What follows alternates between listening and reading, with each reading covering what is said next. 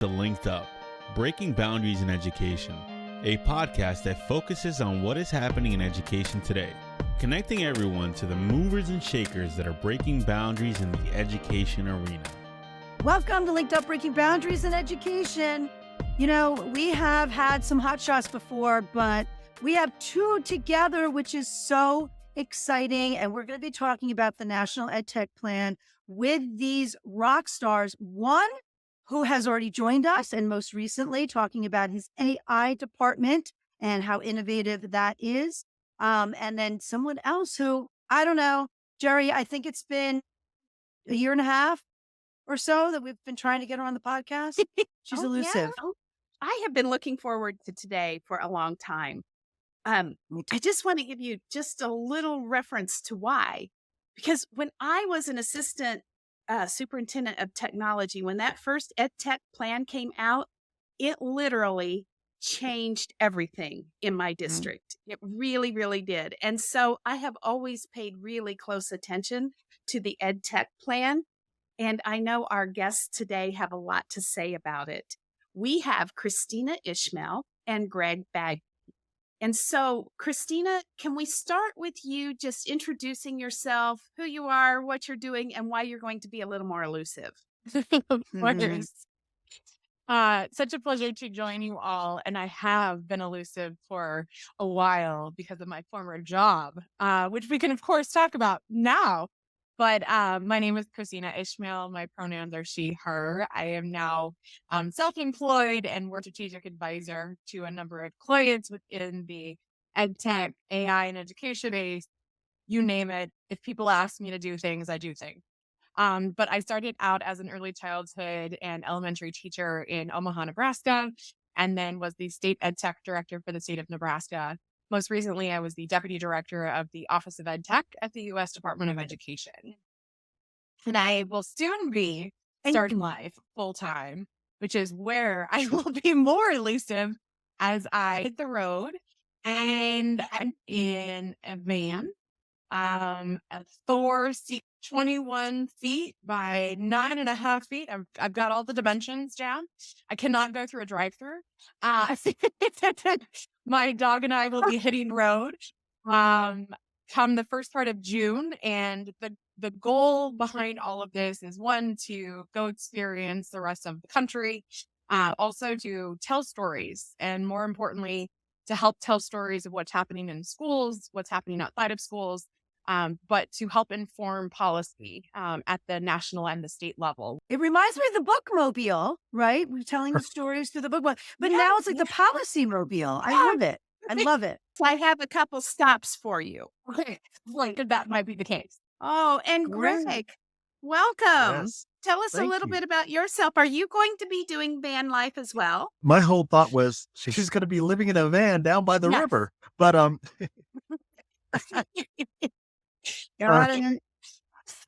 no, I am currently the coordinator of instructional technology, Hamilton County Schools. I help teachers integrate tech into their spaces, I guess. And then I speak all over on different things, and I help folks do tech integration type things, I guess. And because of that, I was given the opportunity to be a part of a technical working group working on the National EdTech Plan. So you're part of the process. Love it. So we get to hear from both perspectives here today. And it's going to be good because there's a lot going on in ed tech right now. Just a little. Oh, there is. Little bit. Yes. Let's start out with, what are some of the key highlights in the new EdTech plan? Your name comes in on page 3 of the plan, just so Okay. you know, and I'm on page Okay, thank 4, I you. think, my name. So, but, oh, that's the highlight. She's on page 3. Yes. No, And you're on page 4. yes, but no, the whole idea of the digital divides, and not just the digital access divide, which we've been thinking of for a bunch of years, making sure Right. kids have access to broadband internet as well as devices, but it also gets into the digital use divide and digital design divide, which are things that a lot of folks don't even think about. The whole idea of, just the whole idea of making sure people have the ability to use the technology in great ways, be it non-passive ways to use it to help them with their actual instruction, and not just be a digital worksheet. Um, and then the ways that teachers can learn to use or show and help. My thing is always the whole idea of we need to have teachers to be digitally literate so that we can Yes. transform digital natives into digital Mm. learners. Because even Mm. though they may be digital natives, they're not digital learners. Right. And Right. the EdTech plan touches on its teacher PD and knowledge so that they could push it out, which it made me really excited when I saw all the PD stuff in there because I was like, that's my job. That's what I get to do. Okay, I need everyone in my district office to read this so they can see I need to be in the classrooms Absolutely. teaching all the time. Yeah. Absolutely. And Greg, I want to talk just a minute about the design divide, because in my district, we found that actually it was when we put ClassLink in and we were looking at all of the tools that we use. We found that our more affluent schools had design apps that students could design and create. And our low SES schools had those digital worksheet, what we called Yeah. the drill and kill. Mhm. And so it becomes an equity issue as well. Oh, definitely. Yes. And And actually, that's one of the things that I've been taking it up with our equity. We have I guess it's not called the IE department. I don't remember the name of the department for my school district, but it revolves around equity. Yeah. And right. um, and I like my school when I was a principal. We had all the tools and we had all the knowledge. Okay, maybe not all the knowledge, but I knew that my teachers had an understanding of uh, digital citizenship, and they couldn't Yes. actually use the computers with the students until they went through my digital citizenship course because I wanted the teachers to have an idea of digital citizenship and I want them to be able to use the tools. Well, we always use the SAMR framework, Yep. but Yes. I wanted to make sure that the tools were being used in high levels, not Yeah. just that digital worksheet. And Right. then I Right. have friends that were at other schools and they weren't getting the same Yeah. thing. And Mhm. as a Yes. principal, I couldn't go to those schools and tell their principals, hey, your teachers need to do this. But it is an equity issue. And I think it's found in a lot of places. But I think your answer is key because so you were seeing that within a district, right? Certain schools may had Right. teachers who had that professional development, right? And I thought you had a fake background there, but that's real. Sorry, I got distracted. And but so they have that, but then you think about it in a school as well. So not only the school, but like from teacher to teacher, even grade levels. So that's why I think your approach is so key is making sure everyone in the building, hey, everyone in the district, hey, how about everyone?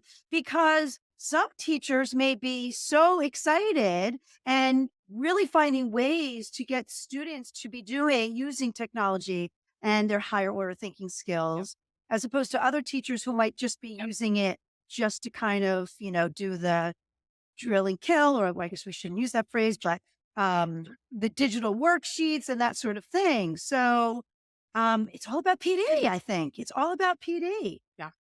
I agree. Greg, now being at the district level, how is it that you work hard to solve that problem? You were at the building level, you saw the inequities across other buildings. So now what are you doing at the district level to remedy that? Well, because the principals have a lot of autonomy in the district, it's a whole shift in the mind, or I guess paradigm shift for principals to think that instructional technology, professional development is needed. Um, I've been given the opportunity to have my team go into different schools throughout the year Yeah. and train teachers on different programs and in different areas. And of course, during the summer, we have a whole list of summer options for teachers to learn how to integrate the technology into their curriculum. And it's not based on the principal saying yay or nay, but we push it out and anyone in the district can sign up and jump in. And of course, we advertise it so that our hope is teachers will take advantage of it. Yeah. And if they don't take advantage of it, we'll send them a little message or whatever saying, hey, by the way, if you know this, your kids can do this, and just trying to give them, I guess, tangible reasons why they should be doing this, Right. especially during their own time during the summer, but also give the Yeah. principals tangible reasons as to why they should allow us to come in and help train their staff. Yeah, I mean, that summer model really is imperative that people understand that. Um, it really is the foundation for making sure that the integration of all of these amazing tools that we have are being utilized in um, the strongest ways so that we are allowing students to solve our world problems as we need them to take care of us in the future. Yes. Yeah, exactly. Kristina, we Yes. want to hear some of the behind the scenes. We want to know how we can solve some of these problems, especially when it comes to the use divide, the design divide, but also how this was developed. What was the process? What are some of the behind the scenes? Great Fill us question. in. Give us the scoop. Well, let's hope as we talk about access and digital here, as I struggle with my own bandwidth, let's hope that this works. But when I first joined the Biden-Harris administration in October 2021, I knew that it was time for a renewal of the National EdTech Plan. So this would be part of my scope of work, and was really like trying to think on all of the things that we had learned during emergency remote learning, that we had learned since the pre-version that came out in 2017, and the increase in overall broadband connectivity within schools. We went from the Obama administration in 2012, where we identified that 33% had access to reliable high-speed internet, and by 2019, that was up to 99.9%. So there had been a lot in thinking about. Yeah, it went from 33% to 99.9%. What was the figure you said? Yeah, in just a few years. So we knew that when there was a Wow. commitment from that, Wow. when there was a commitment from Yes. that level, and the Wow. federal Love it. level, and having the president's name behind it, of course, it moves. And so that was one of the things that we certainly wanted to address. Yeah, we wanted to address in the National EdTech Plan in the newest Makes version. the difference. So Zach Chase is a former team member of mine, and overlapped in the Obama administration when he was writing the previous version, so the 2016 version, that then became the 2017 with a few updates. And he was also it was just right timing. And so I was like, hey, is there any way that you'd be willing to come back and work on the new National EdTech Plan and apply all of these things that we have learned, and identify where we see EdTech going in the next 5 to 7 years? It's similar to a curriculum site at schools, the National EdTech Plan that's updated every 5, 6, 7 years, or when there's money, which we also know is like curriculum adoption. And so as we started to think about the newest version of this, it was not that we wanted to focus on specific domains, but really looking at the bigger picture. Things were already called out as far as the digital access divide. We've talked about that, whether it's been called the homework gap or anything else for that matter.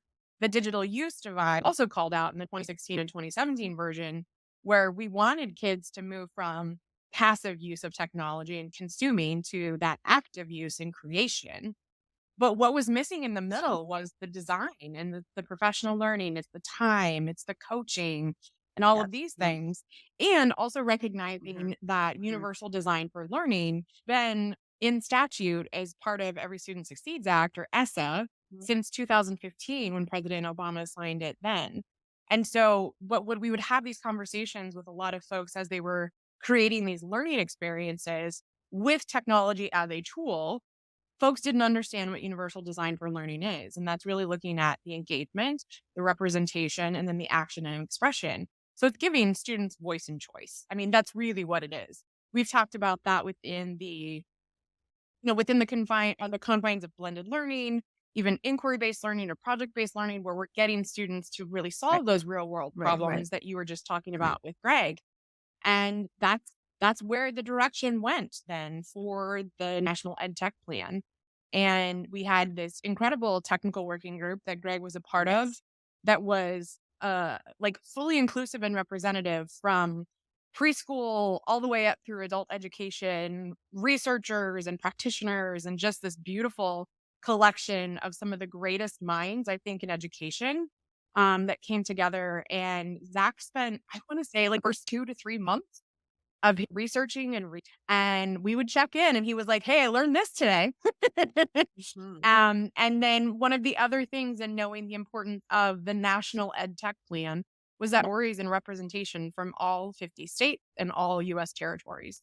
And that would be another highlight that I think when Greg was talking about the 3 divide, I would also say a highlight is that we have a story from every state and every territory. So we get to lift up the examples that are happening across the US. I love that concept, lifting up those examples, because sometimes, quite frankly, testings, and I want to know what you both think about this implication of testing. I feel like when I always say this, when I was teaching in the 90s, I was doing collaborative projects with schools from other countries. We went out and created wetlands in areas that needed them. Like, we were doing these problem-based events back then. And then I feel like in the span of the 2000s, we were all teaching to the test, and there was a high emphasis on literacy, which there should be, but it was almost at the expense of the great opportunities that technology was providing. And so how do we overcome that? How do we have a better balance so that we can do it all? I don't know. I think it has to come from the top of school districts, in the sense that when I was a principal, I keep going back to when I was a principal just because that's when I saw I wasn't at the district level and I wasn't in the classroom anymore. And I could see how some other administrators, even the ones that I worked with, I would talk about different projects that I'm trying to work with my students. This is just 8 years ago, work with my students on. And I remember one principal whose school was doing great. They had great scores, good for them. But he was like, "Yeah, I don't teach science or social studies. We do all of our focus on math and literacy." And I was like, "But you're taking it away from the kids." And he's like, "Well, they're not tested on that, so it doesn't matter." And yeah, and I think I think we're getting better, as in we have gotten better as a district for sure. But I think more and more folks across the country are seeing that, yeah, we can't focus just on literacy and math without thinking of all the other things, because you don't make the whole child. And of course, going back to the National Ed Tech Plan, I think of the portrait of a graduated, the things that we've done. And I know districts across the country are doing portraits of graduates because I've talked with several of them, and they're including things as in they want well-rounded students as they leave, and be it digital citizens, as well as understanding all the tools. And also, my kids are STEMmy. My personal kids are STEMmy. My daughter, she majored in biology and chemistry because she loved science. And I just can't imagine what would have happened if her school didn't teach them science. She fell in love with science in the 5th grade. And like I said, she's teaching biology. And and it's one of those things where we can't exclude things like that for the students.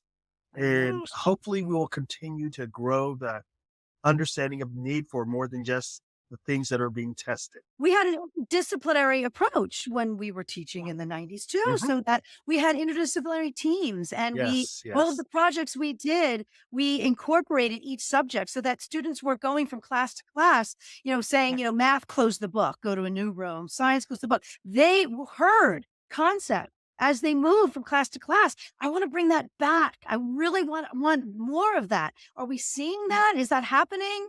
I think that's helpful in this dilemma we have here. I see it in a few schools in my district now that I think about it. But yeah, back when I was in the classroom in the 90s, the school where I taught, we had these huge projects. Every quarter, it was a K-12 school, which was amazing. And we all had this one focus, be it the Olympics or be it gardening or something really big. Yeah, these thematic units that the whole school could get into. And I'm not in a school right now, but I know at least one school in my district, a couple of schools in my district are still doing things like that with thematic units and And making they're all sure that, project based. Yeah. yes, of course, pulling all the subjects together so that they can move forward and teach the kids all the things. All the things. All the Yeah. Well, things. and I think that there's even a bigger issue here with social studies and science, and that is that all of the issues that face humankind are related to social studies and science. If we think about social justice, we think Mm. about global warming, we think about feeding people, homelessness, they are all social studies and science issues. And so to ignore that is to Right. not have our students ready for the world that they live in now.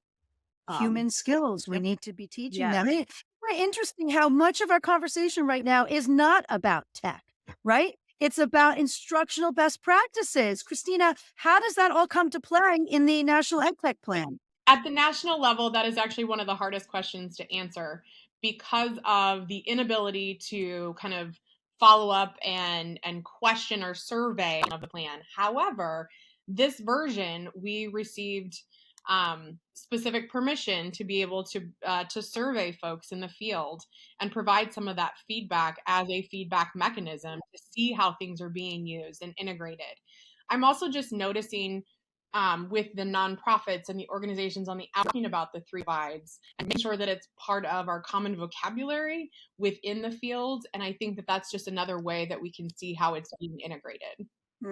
Yeah, I like that because that was my other question too is yes, how is it assessed, but how is it actually getting to schools?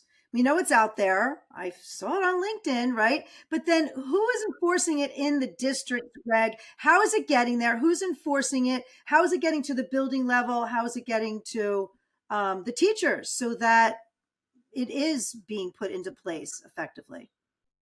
Thankfully, I have a group at the senior leadership team that they listen to me sometimes. So I'm just sharing excerpts and different parts of it, saying, hey, this is a national document. Yes, it doesn't say we have to do this, we have to do that. But these are, for all practical purposes, best practices of what we should be doing within our district. And of course, I could pass that along to my district. However, with other districts, I try to find, I guess, an inside person, so to speak, and give them information and feed it to them so that they can share within their districts. I'm a part of several different groups, and we talk, I don't know, it's kind of crazy. We talk about tech and learning all the time.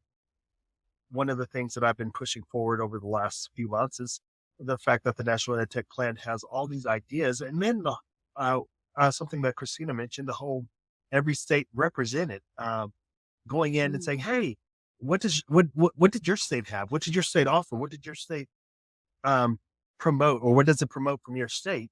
And I have friends going in, looking it up just for that. I don't say, hey, if you go to page 76, and I don't do that because I want them to actually go through and see where their schools or districts or state has some mention in it. And I think because they do that, they read more and they get into it more than they think they're going to, which hopefully leads them to push some of the ideas to their senior leadership team so that it can be played out across the district. Yeah, I mean, that's a great approach. And what's nice is that you are very well connected in different national organizations. So you're a perfect person to help with that. So what was your role specifically in this National EdTech Plan? How did you help? I don't know. Well, Zach Chase, who was mentioned a gazillion times, sent me an email. And then he basically said, hey, Greg, we're doing this. Do you want to do it? And it was Zach. I couldn't say no. Right. And I met Zach at a conference back in like 2014 or something like that. And we had been connected on all those socials or whatever. But when you get an email from Zach, you just say yes. So I jumped in, and what I got to be a part of, as Kristina did, I saw her take place and I saw her actually host a couple of listening sessions, or I guess at least one. And what they did was they take notes from these listening sessions around Oh, the country. And Yeah. am I allowed to say all this? I think so. It doesn't matter. But from the listening, okay, good. I was about to say, I remember there was something that I You couldn't can. say, some of Yeah. the things, but from the listening sessions, the technical working group, we got together and we read through the comments that were left, the comments that were made, and we said, okay, yeah, this is some good stuff. We need to put this in. We need to take this out, and we massaged a lot of it, and then we gave it to Susan Bearden and Zach, and they wrote and wrote and wrote, and then they sent us some stuff, and we said, oh yeah, this is good, but how about moving this here and turning this around, and and they said, okay, and they go back, and they weren't grumpy, but they were just very tired and they worked a lot. So what I did in the group, we would meet, we would read through some of the listening sessions, materials, and we would discuss where different things should fit and how we thought some of the things could work in it. And as Kristina said, some of the folks that were on these or that were in this group, they were brilliant researchers from higher ed folks, and then classroom folks, and from east to west coast. And it was just a great group of folks, even superintendents. One of my favorite superintendent that I didn't even know until, actually I knew him before this because of something else that he had done, David Miyashiro from Cajon Valley. When I saw he was in the group, I was like, oh, I get to work with David Miyashiro. Yeah, I know that's kind of cheesy, but I was really excited. But brilliant, No, I brilliant understand. folks from all over the country were working together to put this uh, put this in motion, and it was just a real pleasure for me to even get a little part of it. that's so exciting. What was the time frame? I think I got an email back in 2022. Okay. Wait a minute. Yeah. Yeah. Yep. Is that right, Kristina? So about 2 years it Yeah. took? Well, a year and a half, I guess. Almost 2 years. Yeah. Yeah. Yeah. So I think officially it was an 18-month journey, but the pieces were starting to be put in place whenever I joined in 2021. So yeah, about 2 years. It's at a perspective of at the end of what year were we looking at? What was the projections? Yeah, so it's important to try to think of this document being used for the longest amount of time. And so if we were basing it off of the 2016/2017, that was refreshed just enough for it to be considered a newer version in 2017 in January. And then this one didn't come out until January of 2024. So we've got a ways. It also depends on budget and all of these other pieces. The Office of EdTech is statutorily required to exist and has been since 1996. However, there are not many employees, and there has not been a full budget in quite a while. So it's also dependent upon those things. And one of the things I did recently at ASU GSV was I was in, I guess, a listening session for the not K-12, the higher ed. I guess they're looking at doing an addendum for higher ed or something for higher ed. And I was in a listening session for them at ASU GSV just last week. Yeah, it was last week. Mhm. Yeah, ASU GSV probably does seem like a very long time ago because it was such a big event. There's been a lot going on. I heard that I wish I went. I didn't get to go, but I know it was a lot. Briefly, let's talk because the AI revolution was there. What's interesting is that I was just follow someone who's actually coming on the podcast, and he was saying how it really shouldn't be considered a revolution, but instead an evolution. So we need to evolve. And you know what? Naturally, that's how it's going in education, isn't it? And I think it should be. So I think that AI literacy needs to be the footing for everyone before jumping in, especially for students. What are your thoughts on that? And how do we go about doing that in the right way? I am fortunate enough to be working with some folks at Digital Promise right now who are working on this very framework and it's really simple. Use, understand, and evaluate. Like pretty basic, but also really important. when we are Yeah. using any sort of AI technologies, specifically generative AI. And again, as a former early childhood and elementary teacher, recognizing that a lot of these tools I would not have been able to use with students in my classroom because of terms of service, student data privacy, Yes. all of these pieces. Yes. And Yes. still need to start with the foundations of AI literacy in early childhood and building that up through elementary so that they are fully prepared for when they can start using the tools.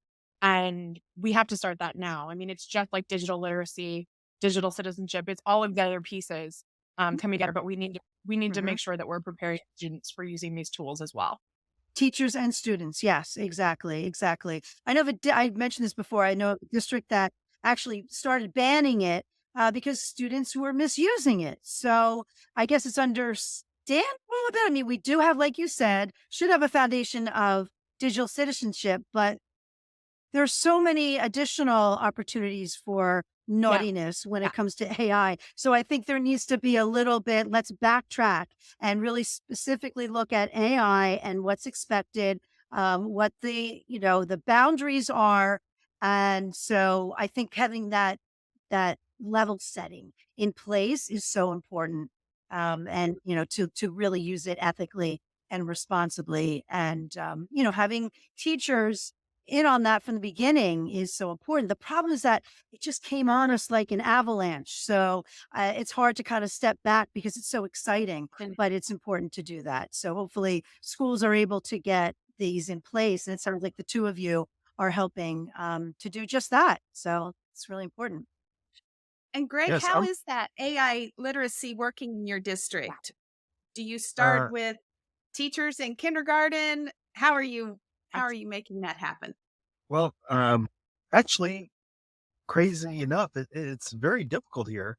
We have access to AI literacy tools. There's a couple of different brands out there from AI and EDU, I think is one of the ones that we have access to, so we can push it out. But then there's we have to have 90 minutes of math and we have to have 45 minutes of this. And folks are forgetting the fact that this is something that needs to be embedded and ingrained across the curriculum, not just, okay, when they go to computer class once a week, this is when they're going to learn. And for years, our whole digital citizenship program in the state of Tennessee was supposed to be taught by our PE teachers. And By who? PE teachers, they were supposed to teach digital citizenship. Chris, Okay. Yeah. So I'm not connecting the dots, but that's all right. Maybe health. I don't know. Maybe health and wellness. Maybe. yes, because of it. Yeah. So I didn't do that as a principal. I thought that was stupid. And now Tennessee requires computer science to be taught. And we're trying to make space for that. But inside of that space, we can put in AI literacy. So we're working on getting things started. We've had classes, or we have, I guess you would say, classes for teachers that have been required so that the teachers will get online and go through like our LMS and see, okay, this is what we're doing with computer science and digital literacy in that aspect. And in those classes, we're embedding AI as well, just because, the state's requiring, and of course they've given us no funds for it, but. Right. Yeah. How has the reception been from teachers? Of course, some love it and others are afraid of it. It's the devil, I think. And some have embraced it with open arms, and that's a whole part of the reason why we're doing a lot of professional learning across the summer on AI and use cases. Yeah. As a matter of fact, we're meeting up with a guy from Vanderbilt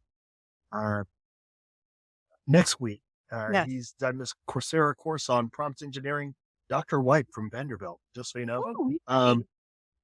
And apparently it's really good. I've started it, but the plan is so that we can get more ammunition, so to speak, so that we can help teachers as they're building their AI literacy skills.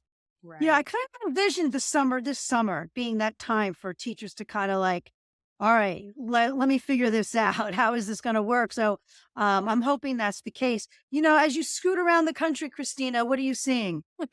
As I'm going across the country, being bright spots, just like we do in tech integration or in project-based learning or different kind of instructional models. Greg mentioned David Miyashiro from Cajon Valley working on this. There have been a series of schools kind of up along the coast of California who have started certain processes to put in place, whether it's starting with their community members and more listening sessions, saying, how do we want to wrap our arms around AI as a school and as a community before they get into any sort of policy or guidance or banning or whatever the case may be. And then we're seeing others that are just running with it. And whether it's a way that they've already created for AI, that's happening in Gwinnett County, Georgia. They have an AI pathway now, and they're one of the very first ones in the entire country to do that. And so we have a lot to learn from them as well. And so it's lifting up those bright spots and also letting know that it's okay to try and iterate. And then we're most likely going to fail in this, and that's okay too. But we have to be willing to give it a try because this is a new technology. Really break it. So let's keep playing and making sure that we're comfortable with it so that we can get learners to be comfortable with it in our communities for that matter. There's one group of people that really can make all the difference in a school district, and I think it's the principal. If the principal of the school wants it to happen, it will happen. What are we doing for principals? It's a part of the whole professional learning. I was just talking to one of my team members, and we were talking about setting up lunch and learns for the principals, even around that whole idea of AI, so that because they're required to work during the summer, but they could take a moment, drive over and learn more about AI and how it's going to affect them in the classroom. And we actually, Kristina mentioned Gwinnett County. We actually have some visits set up with them so that we can share ideas on what they're doing because of how they already have their AIU, or I can't remember what they called it, but how they already have it set up. And of course, we're going to beg, borrow, and steal kind of what great things are working in other places because, why reinvent the wheel, or why reinvent AI? Right. Absolutely. Work smarter, not harder. Yes. You crack me up, Greg. Well, you all have certainly name dropped for us to add some additional people to our playlist here. So that's really exciting. But we definitely want, so we definitely want to have you back for some of those name dropping. And so we're going to put some tasks on the two of you. We want you to have a pulse on what's happening at the district level and then at the national level so that you can report back, because we need to be in the know and share all of that information. And I have another question for you. If people are wanting to find the EdTech plan, do they have to read the whole plan, or is there a Reader's Digest version they can look at, and where can they find it? There is a Reader's Digest version. Way to pull that one out. Haven't heard that used in a while. There is an executive summary if you don't want to read all 110 pages. I also, one of the things about the story of the states and the territories is that those are included in the appendices. If you want to read through the entire document, which we do, of course, those are included at the end, so you can kind of just pinpoint some of the case studies that are shared there. And where is it located? Where is it online? Where would I go? tech.ed.gov. Yeah, tech.ed.gov. It's there on the homepage. If you want the direct URL, just add a / and write NETP at the end. Perfect. That's great. And mine is bookmarked on my browser, so I just click the button and it's there. And it's there. That's right. Click the button on Greg's browser, one or the other. Exactly. All right. Yes. You got it then. I wasn't expecting it to be this much fun, but I guess I should have. I know. So, this is serious topic, but lots of fun. Yeah, I agree. All right. Good stuff. Thanks both for being on today. And where can we find you most? Are you mainly on Twitter, LinkedIn? Where? I am on X Twitter for the most part. And I've been trying to do more on LinkedIn because of a couple of things. Yeah. A couple of the organizations that I'm in, they're saying, well, we need to make sure that you're updating LinkedIn. We're like, Right. Okay. So X, Twitter, and LinkedIn. LinkedIn for all of the professional work here. If you want to follow the van adventures, there is an Instagram. Yes. Kika the Road, Ycka. Oh, and the Instagram. Road, the road. Mm-hmm. Really? I love it. Good stuff. All right. So this has been great. And I think it's actually timely because now before the summer, we have some beach reading, some summer reading. Now, this 110-page document. Why not? I actually am going to dig in myself because you all have just made me even more curious and excited at the same time. So Wonderful. thank you to the two of you. Thank you. Yes. Thank you. You are quite welcome. Thank you for listening. And if you would like to stay linked up, be sure to follow us on Apple and Spotify and subscribe to us on YouTube.